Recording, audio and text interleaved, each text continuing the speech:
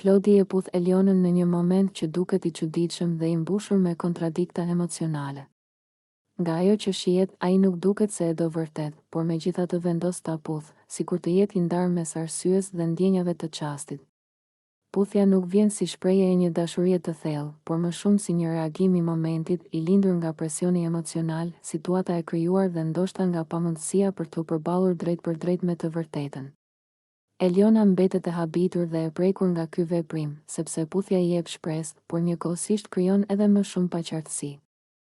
Atmosfera bëhet e rënë, heshtja flet më shumë se fjalët dhe të dy duken të ngarkuar emocionalisht. Klodi duket sikur është i hutuar, sikur nuk di çfarë po bën dhe pse po e bën, ndërsa Eliona përpiqet të kuptojë nëse ky veprim ka një domethënie të vërtetë apo është thjesht një moment i zbrazët.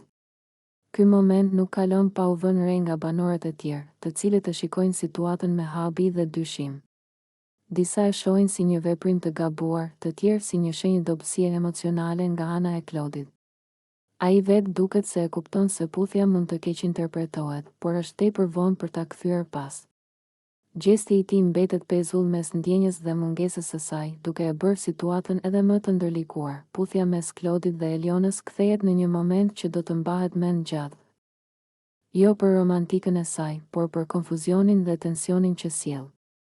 Ajo shënon një pikë kthese në marrëdhënien e tyre, duke ngritur shumë pyetje për qëllimet e Klodit dhe për ndjenjat e vërteta që ai ka ose nuk ka. Ky çast mbetet i stampuar si një nga momentet më të forta emocionale, ku një veprim i vetëm mjafton për të trazuar gjithçka dhe për të lënë pas pasiguri, keqkuptime dhe një histori që do të vazhdojë të diskutohet.